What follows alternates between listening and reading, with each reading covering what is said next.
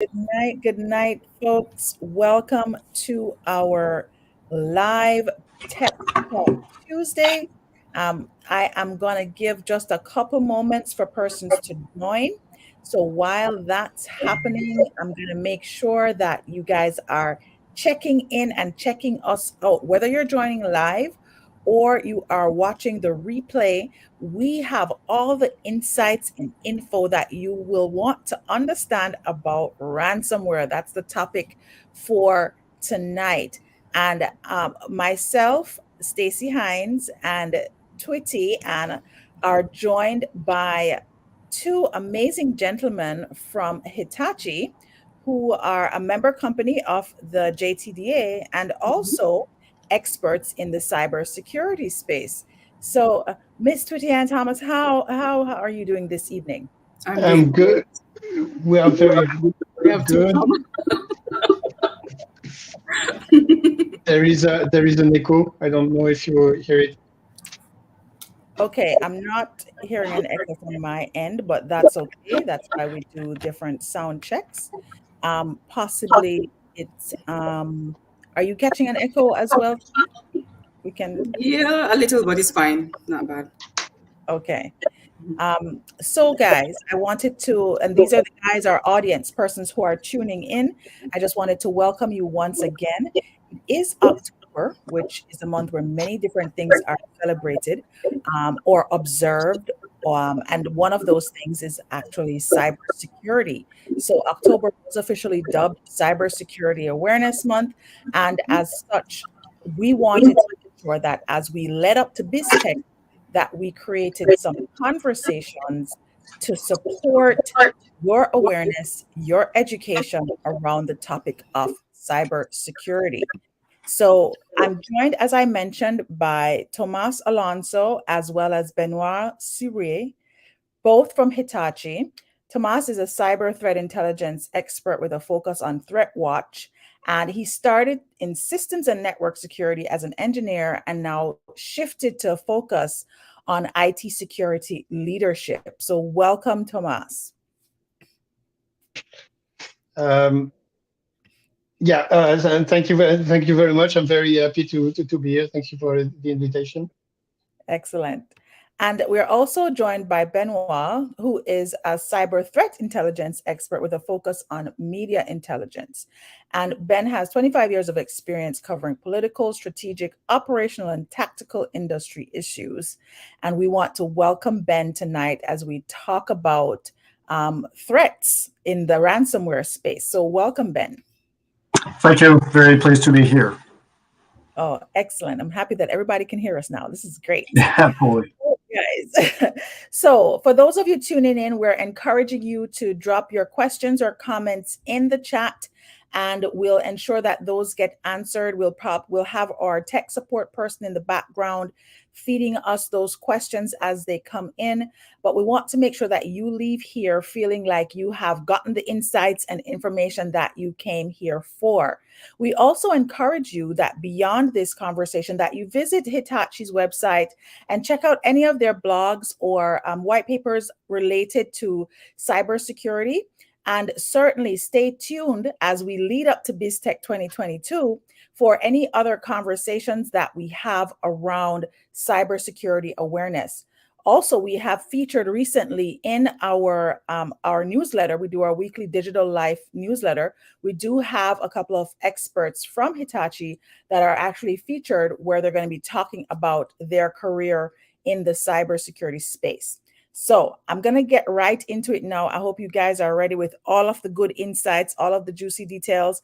This is something that I feel, even though cybersecurity for some persons feels very techy, or like it's highly technical, I'm actually quite fascinated by all of it because it's something that can be as simple as clicking on a link, which everybody does almost at default every day.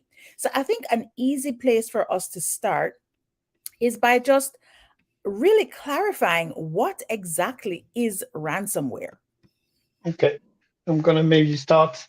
Um, Ransomware is a way for the hackers and the cyber criminality to monetize the information they can get from you, and to monetize the fact that they are asking for a ransom to get your service back. So basically, is taking in a stage your information system and trying to get money from it. I would just say one word. It's called extortion. So it's online extortion, but it's still extortion. Okay. Wow. Okay. Serious stuff there. So extortion for sure. So it's the current trending way of extortion, which is probably going to be something that continues, right? Because of us becoming a digital age, and it is a way for persons to bribe us to make sure that they can get monies. They're monetizing their crime, in other words. Exactly. That's the main goal for a hacker, is getting money. Getting money the quicker possible, in the easiest way possible. So it means that technically they're gonna have a way to choose for the low-hanging fruits. It means that there is one common mistake made. I heard it a lot since years. Is I'm not a big company. I am not interested in the hacker. It's completely it's a mistake, because the more money they can get, they will. And if they are facing, it's like when you have some bicycles, the thief is always gonna go to the easiest one to steal. Absolutely. And if I may jump on that, in fact, I mentioned extortion, but it's blackmailing is part of it.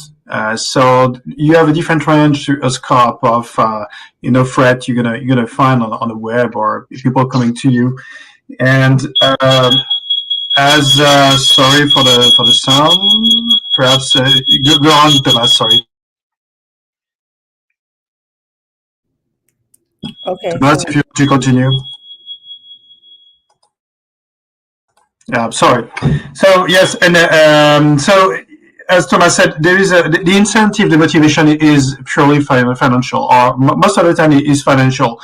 You can, for example, if you talk about a different scope, if you go on a geopolitical level, for example, looking to Ukraine and the aftermath of Ukraine on Jamaica, for example, you can guess that it's too far and nothing happens. But you're going to see in the cyber criminal world, there is no borders, there is no frontier, there is no limit of time. So you're going to be affected as well. And you have to understand that cyber criminals, especially in Jamaica, because I did my homework checking on what's going on in Jamaica. And it's pretty easy, because the liability is pretty low. And the risk is pretty low, facing. I know you have Interpol, for example, working in Jamaica as well. But at the end, the risk is it's a juicy business, and with a limited risk. You're on mute, Tuti. I think Raj muted us to help with the audio. Okay, sorry. Okay, what are some of the patterns that you're noticing recently, and what can an organization do when they fall victim of a ransomware attack? That's an amazing question. That's the most important question, because the answer is not very complicated. There is few pillars to respect. The first one is to train the users, because 98% of a ransomware attack, or any attack, is starting by a phishing action, vishing, so by voice, or smishing by SMS. So it means that there is someone who is clicking a link or giving in an information. If you train your users, if they are aware of the threat and how to preventing it, it's gonna be 50% of chance to not getting it. Aside from that, you don't have much things to do to prevent it. the thing you can do is allowing yourself a chance to not paying the ransom, because paying the ransom is something which have a huge impact. First, you're going to send a message that you have money or you have an insurance who is allowing you to pay a ransom. Two, it means you are weak on a strategic point of view. So it means you're not going to be ransomed only once. You will be ransomed. And the solution behind that is a solution we are promoting for years and years, and in my case for decades, is about having a good backup policy. And when I say good backup policy, it means you have a strategy on the backup, you have an offline backup, which is not inside your infrastructure, and you have a team dedicated to that, making some random tests. I want to restore this machine. I want to restore this infrastructure, and being able to be sure that every backup is okay. In this case, yes, you would probably have some service failure, but you will be able to restore it very quickly. The second side we are talking about a lot recently is about resilience. And one strategy in the resilience is to design a way to quickly have the minimum of your tool to be able to continue the service. And that's the three main elements. I would say if tomorrow I am back on the field on the client side, which I will not, but to say, okay, I want to be sure that I have the best return on investment of my time, my energy, and my money to be ready to face a ransomware. Because the question is not if, the question is when. Wow, that's very interesting. And I'm gonna ask you to add to that as well, Ben, because I think I was really expecting you to say, pay. Exactly. So the Right. fact that you That's what said we are, do to not pay. pay, Right. I think that's really interesting. But go ahead, Ben. Yeah, just to comment I say cyber criminal perspective, you have to understand that they want something easy, they are very opportunistic. I will give you an example. For example, Jamaica is welcoming next week the Netball World Cup, isn't it? And so there are so many opportunities. So many opportunities just to create just a fake account, for example.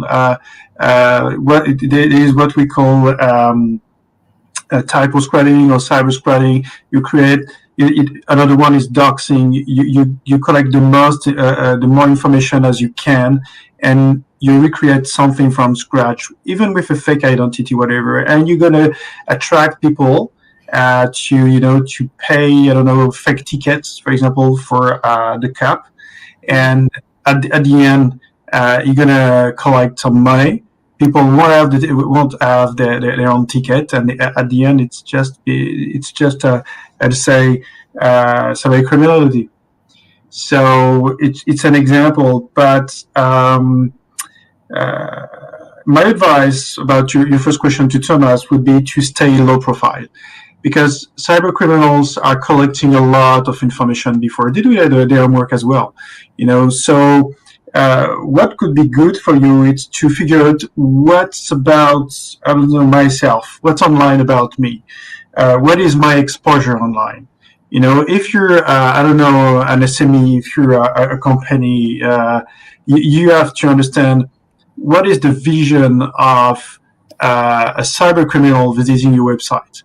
Is there an open gate? Just your presence showing up too much because you had a fantastic year, making a lot of money, and saying I've been on a market that is very trendy, and you're advertising a lot.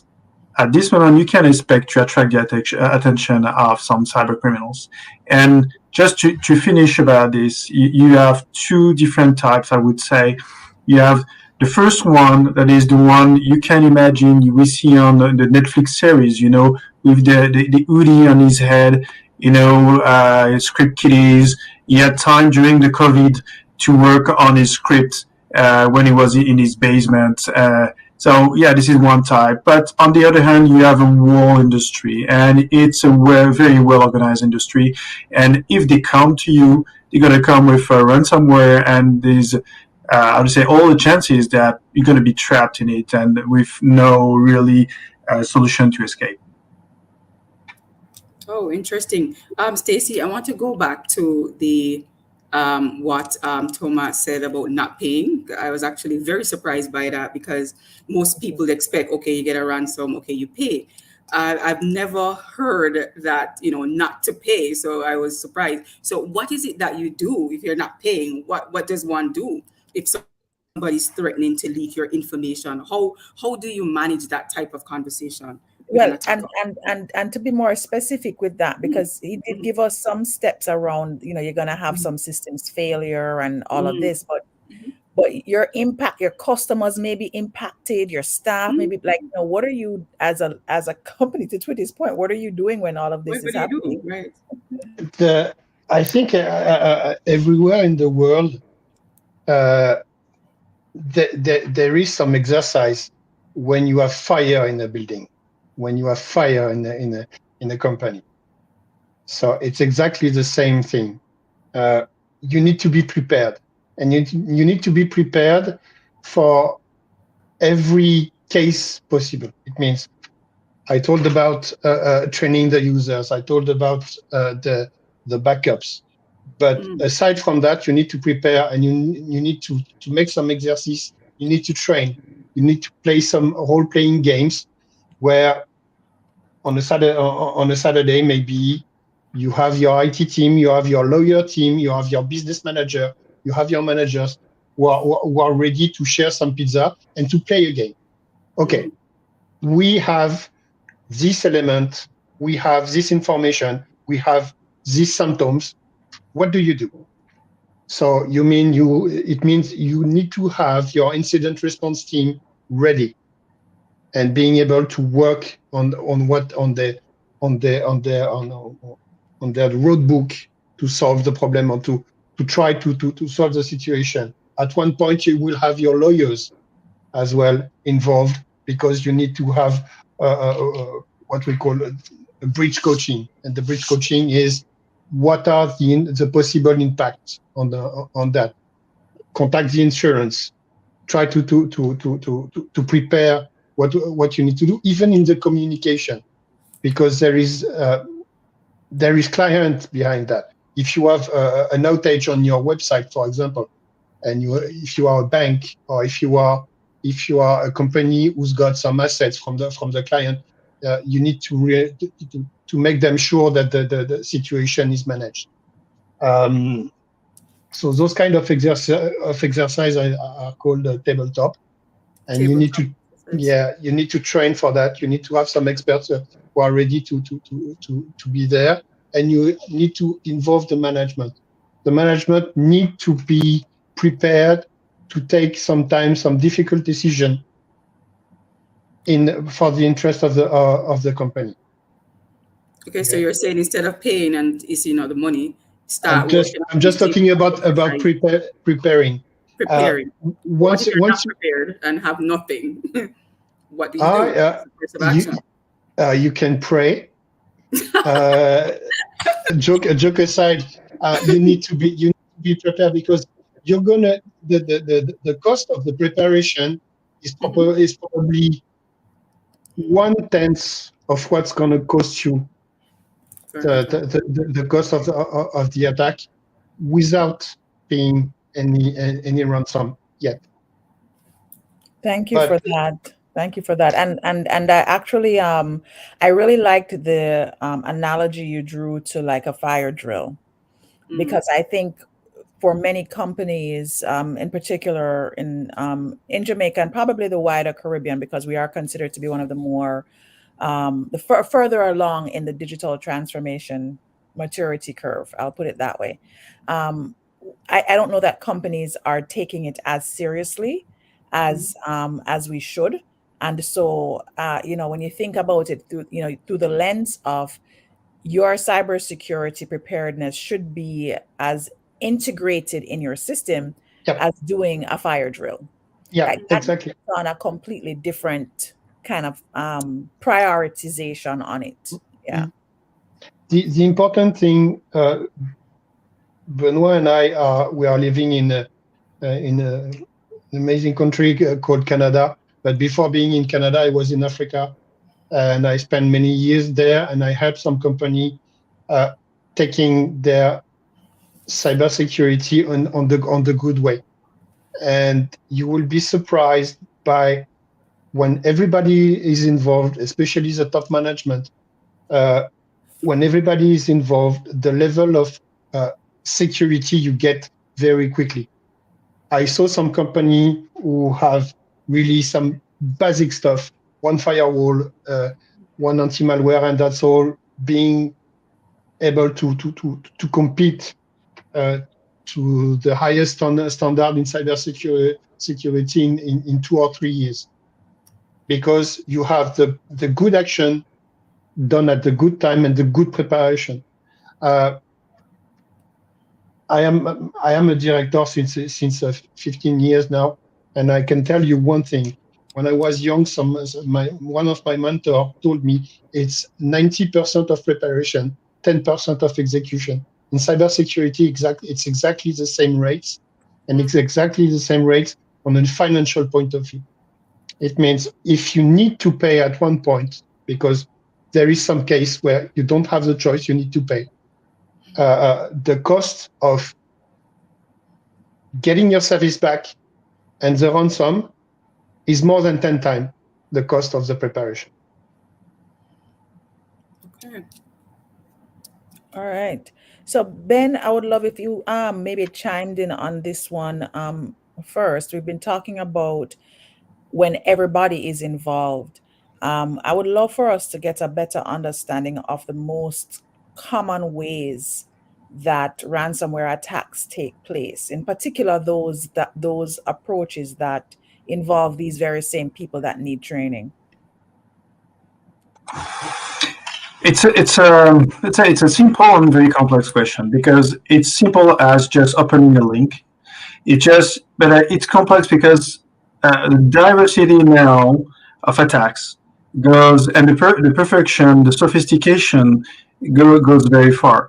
You have the 0-day attack, you have attack by brute force, whatever. But at the end, the ransomware is something you won't detect. It can be like in a PDF file. It can be in a JPEG, just picture. It can be, and you won't realize you're going to click on something that is going to infect your, for example, architecture.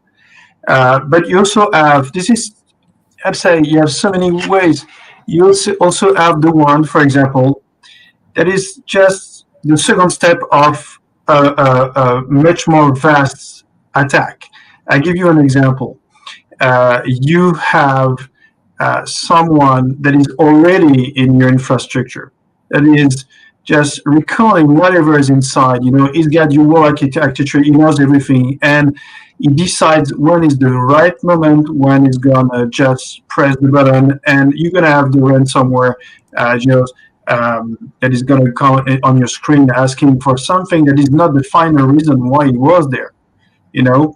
So that's why I'm not answering, I'd say perhaps the way you would like, but it's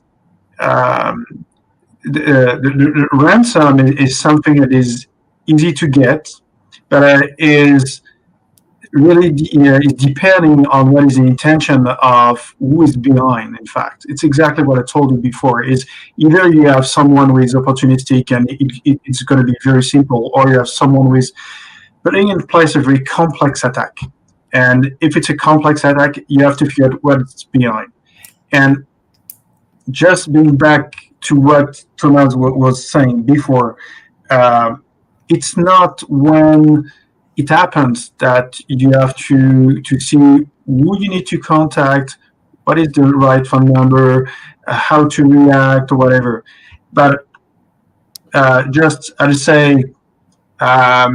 trying to converge over with your question, what he said, the simplest thing most of the time are the best. One of the most complex attacks we had, for example, in Europe during the last decade, was stopped because someone just unplugged a wire, an electric wire. You know, the ransomware was infecting the whole architecture, and you had one. Well, you had a people. You had someone who saw what was happening, just the infection, and he had, I don't know why this reflex, just to the physical reflex, just to unplug a wire, electric wire, and it saved the whole thing. You know. So I don't know if I understand if I answer in the right way, but it's just to illustrate the complexity of your question. Well, what I understand from what you said is that ransomware occurs in many different ways, some very simple and some complex. And it really just depends on who the attacker is and what their intention is. So it Absolutely. can be as simple as clicking on an email link, Mhm. clicking on a link, clicking on an email, opening a PDF.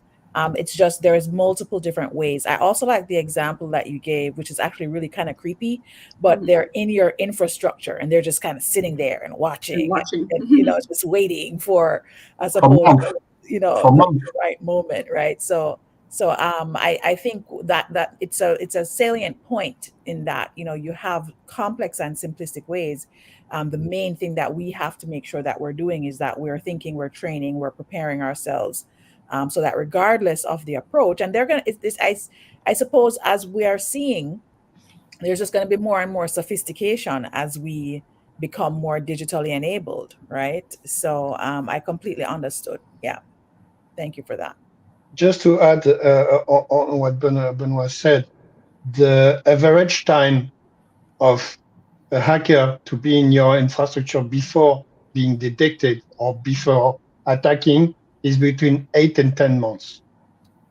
That's what we call the advanced threat, advanced persistent threat.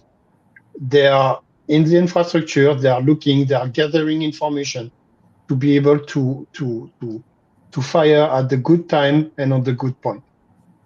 But when you have the pop-up, click on this link, contact this person for the ransom, it's too late. It Mhm. means that the encryption of your information already started, and it means they already extract all the information they needed. Mhm. So, what would you say, Thomas or Ben, for a company that does not have cybersecurity expertise in house? They have no idea how to go about this. What would you recommend? How do you guide them as to what do they Well, do in that case? the the first step is when you are sick and you want to treat yourself is to accept to be sick. And we are all sick. We are all weak at one point. So contact an expert. Don't go by yourself. It's not because you are following someone on LinkedIn, or you went to some conference, or you have a friend who is good with IT. Mhm. It's gonna be the solution. There is one cybersecurity solution for you, adapted to your activity, adapted to your context, adapted to your exposure. That's very important to to to start on the good foot. If not, you're going to lose money, you're going to lose your time, you're going to lose energy, and you're going to lose your credibility to the CFO, to the CEO, and to all the people who will have to trust you at one point on the strategy you want to apply. The beginning of that is contacting a professional. Contacting Itachi is the best solution, of course, but contacting a professional and saying, okay, we are not prepared. We don't know what is our exposure. We don't know how is our cybersecurity maturity. We need help, and the process is very simple. You're gonna start by different assessments. You're gonna start by the basic tool to do, and after that you're gonna have to choose a strategy behind that, depending on your activity, depending on your constraint, depending of your exposure, and depending on your budget as well. Okay. Ben, do you want to add to yes? Yeah, just to complete that, I would say auto-medication is not good. It's you can believe that at the end, if you go to see the doctor, it's going to be more efficient than if you practice auto-medication. So this one thing, and we're back to do we have to pay or not? So I'm going to be on the same line as Thomas for sure. 100% don't pay. You know why? Because we were talking about extortion, but you don't have just one single extortion because you're going to have double, triple extortion. As soon as you're going to pay, they're able to say, you know what, we won't give you back your data, and we're going to publish them, on, for example, well, we're going to sell them on a dark web forum or whatever market. And so if you want to get back your data, you're going to have to pay a second time. And perhaps a third time, because, for example, if you are very exposed and you have some very sensitive data, for example, about your clients, your customers, and you want to expose your customers for your reputation, you're going to say, perhaps you're going to pay a third time not to be published on, I don't know how, what social media, whatever. So you see, it's never ending, and you're fueling just at a cyber criminal industry. To add to what Ben said, statistically, 50% of the company who paid didn't recover their information. Okay, so there is no morale, there is no contract, there is no as it should be in the cyber criminology.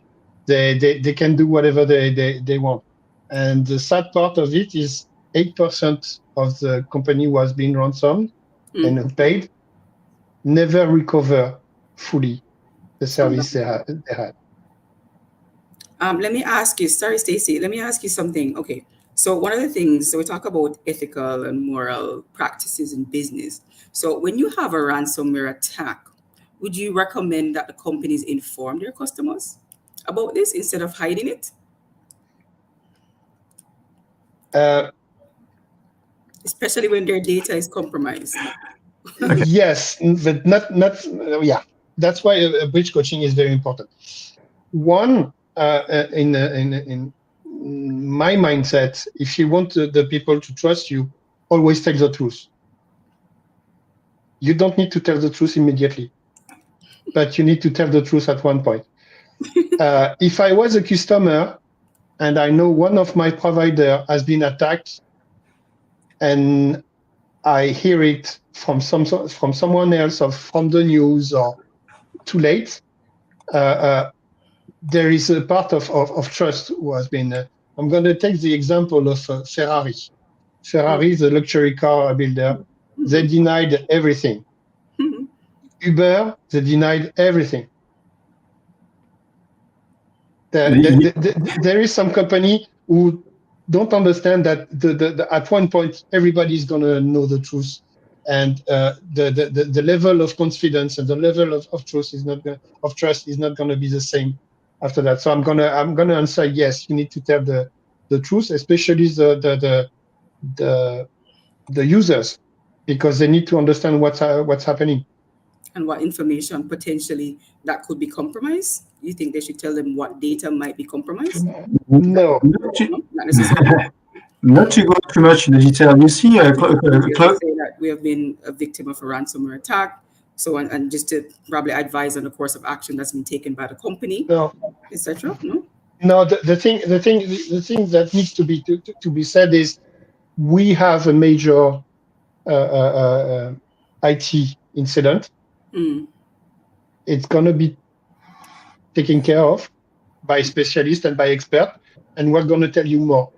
And every 4 hours, you can send a mail to the client. Here is the situation. We are about to recover this service. We are about to recover this service. Don't go too deeply, Right. because in the case that you have someone inside your infrastructure or your company who sold the information to the hacker and they are in relation with them, don't give them any information about that. They don't need to know. They don't need to know, right?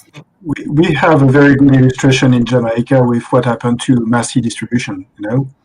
If you go and check what was the line of communication, it was a PR, it was a public relation strategy they had. It was very good. In fact, if you check what they said and what they didn't say, in fact, they were on the surface of things saying, okay, we've been hacked or something, there was an incident, whatever, but they won't give you all the details.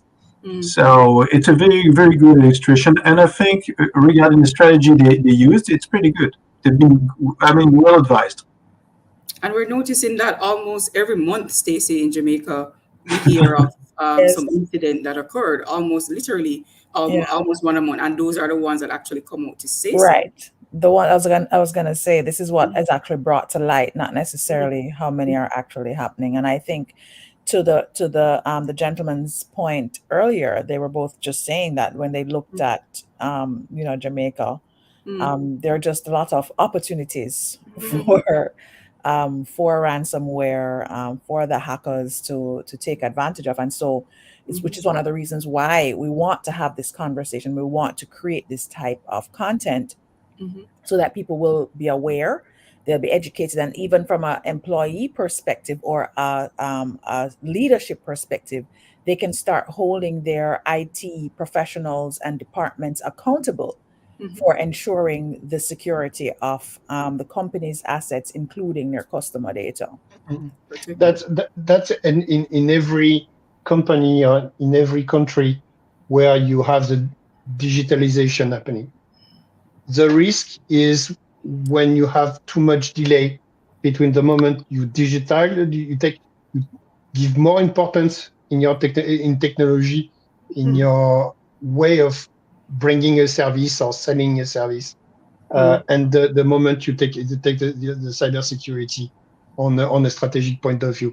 If this time is very short, the risk level is shorter as well. Yeah. Okay, so when you go on your digital transformation journey, to incorporating that to ensure that you have your cybersecurity policies prepared for ransom attacks, since you're bringing your service now online, the potential for you is greater to be affected than if you were not.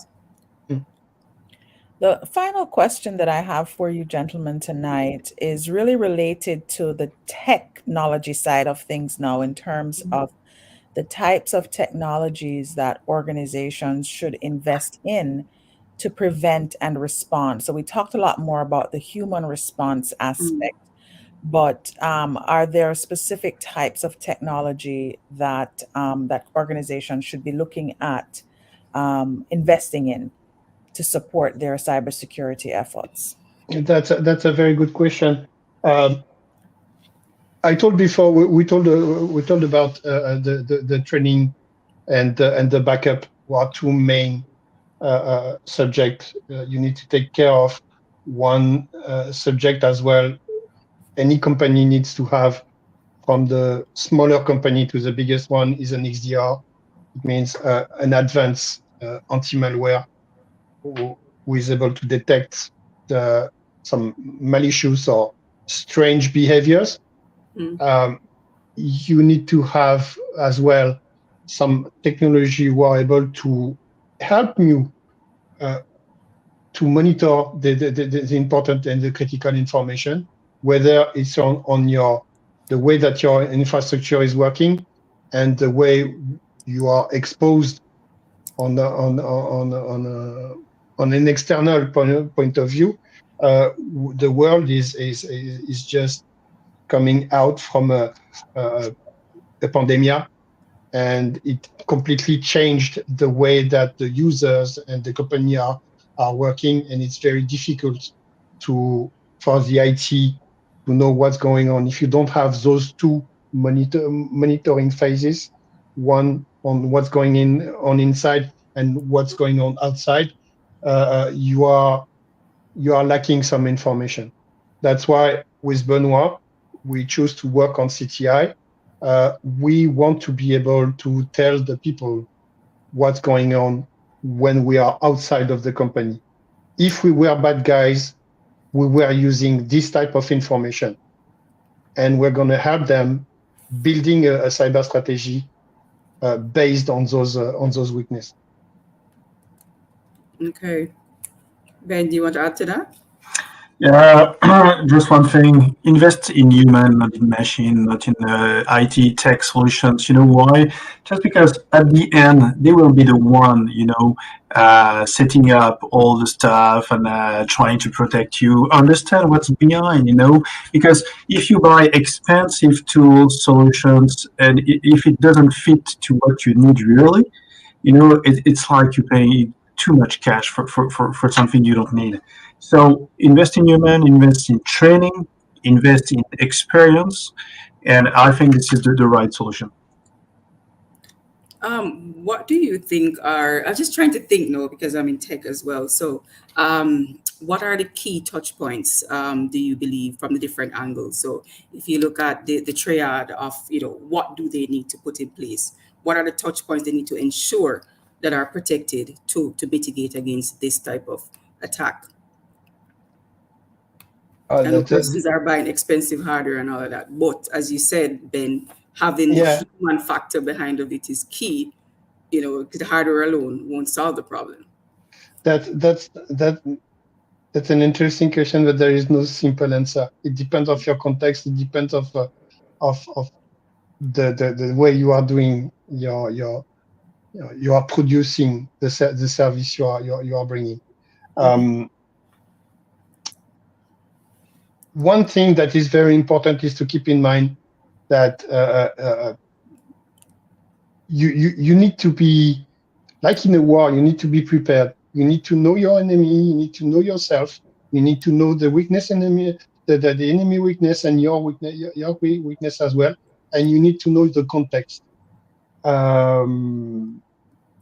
That's the best way to see. Okay, if I don't know the guy who is facing me, if I don't know that if he's far away, if he's in Asia, or if he's in South America, if I don't know what's going on in my economy, it's always more complicated. You will not be able to prepare to everything. So you need to make you need to prioritize what you want to be protected from. And that's why it's important. In the 10 years ago, it was very complicated to know who are the hackers, what they want, what are the way they are attacking, what are the information that is valuable for them. With the growth of the attack and the frequency of the attack grown, maybe I don't remember the number. Maybe Benoit will be able to help me on that. But we multiplied by 5 the rate of the attacks just for the ransomware. And one thing that people need to understand, there is 50% of the ransomware with only one ransomware. It's called Logbit, but it's very powerful. It's evolving a lot. We are at the 3rd version in 2 years of this ransomware. And the second big change we saw in ransomware is now the hackers are adapting the same way that the other economy. They are selling a ransomware as a service. So you don't need to know anything. You just need to have money, and they're going to give you a platform. They're going to give you the information you need. I think that it's Benoit who said that we are facing an economy yes, we are facing an economy. It's not. I don't know if you saw, but every time there is a hacker on the news, it's a Mm-hmm. young guy between 16 and 18. Do you really think that there is no hacker after 20? Mm. It's just people who are more uh, serious, who have more experience. And the cyber criminology, since maybe 5 years now, they are organized like a real service. There is some people who are dedicated for some tasks, and there are people who are dedicated for others. Right.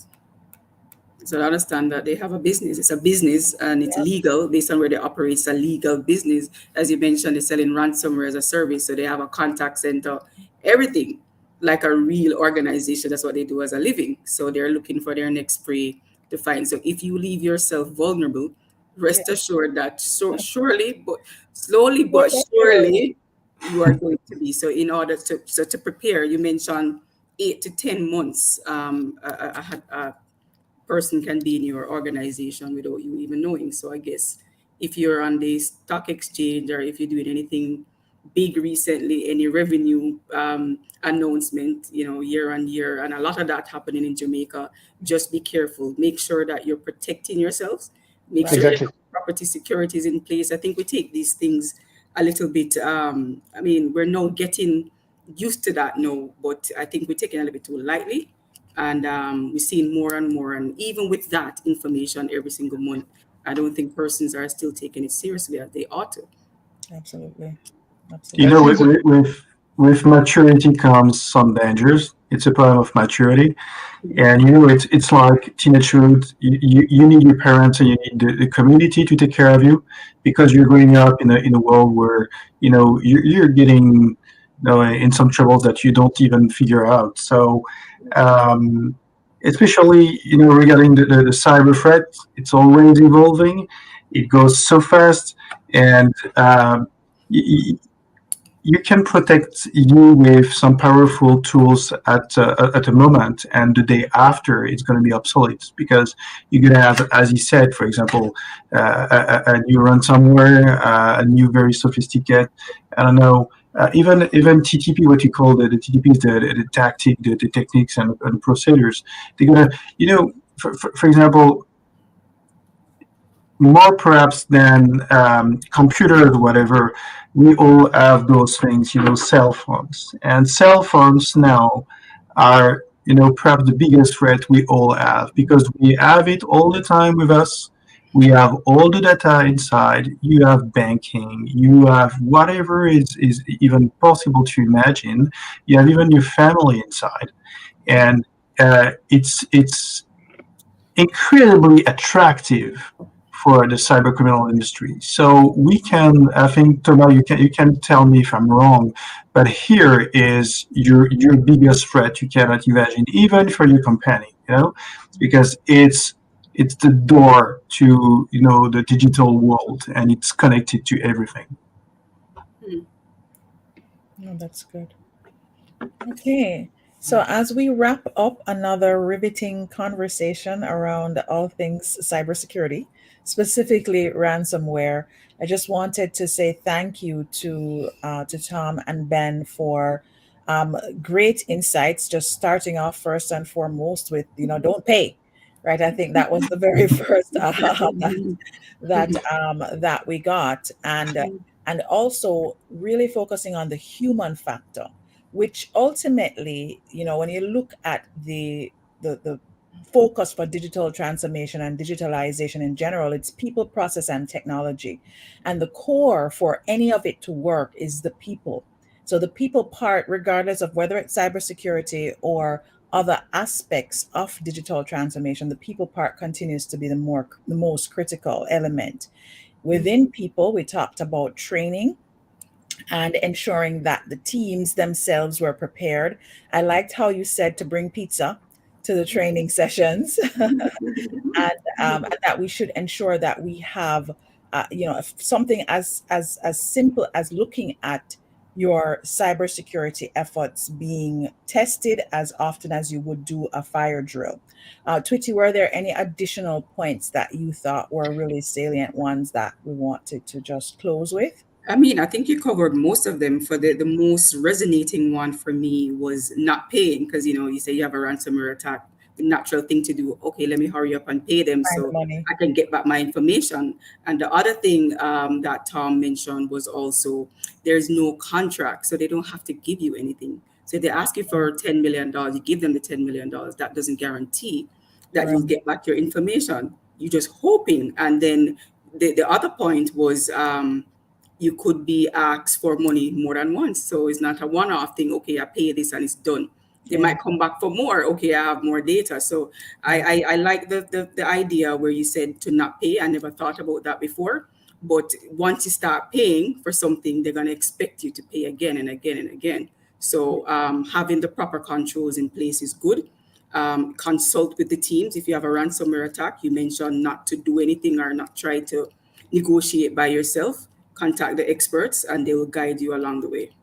Absolutely. There is few things I want to add, because it's or my cybersecurity colleague will appreciate, especially in incident response. Don't try to rebuild the servers by yourself, because you're gonna you're gonna destroy important information to be able to do the forensic and to analyze what's going on. Keep all the logs. And if you don't have the choice and you need to pay, it's going to help you a lot to make this transaction with the cyber criminology, which is not reliable at all. Okay. Any final thoughts, Ben? I think we talked too much. No, we talked too much. That's good for me. Thank you. No, there is no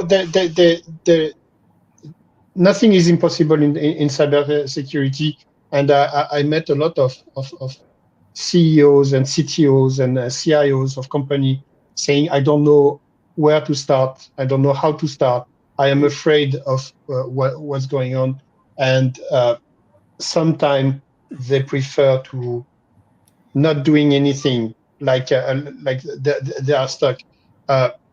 Talk to some professional. Don't talk to only one. Take at least three companies. Don't take the biggest name. Have ask the what your colleagues are thinking. Ask what other CEOs are thinking about that. Share the information.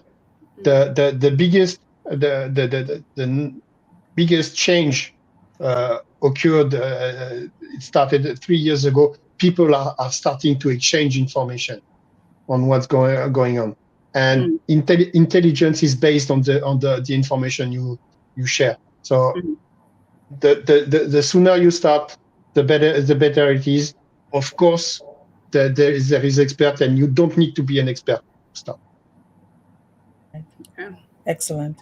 All right. Thank you so much, both to Ben and to Thomas, for joining us this evening. Thanks to Hitachi for creating time to share with our community. And certainly for myself and Twitty, we've learned quite a bit this evening. We do invite you, our participants who joined this evening, or those who are watching the replay, to make sure that you're adding any comments or continuing to do your own education. There's lots of insights available to you through the JTDA.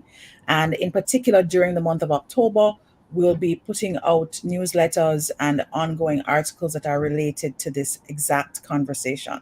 So thanks again for joining, everyone. Have a wonderful rest of your evening. Take care. Thank you very much. Thank Bye. you. Thank you.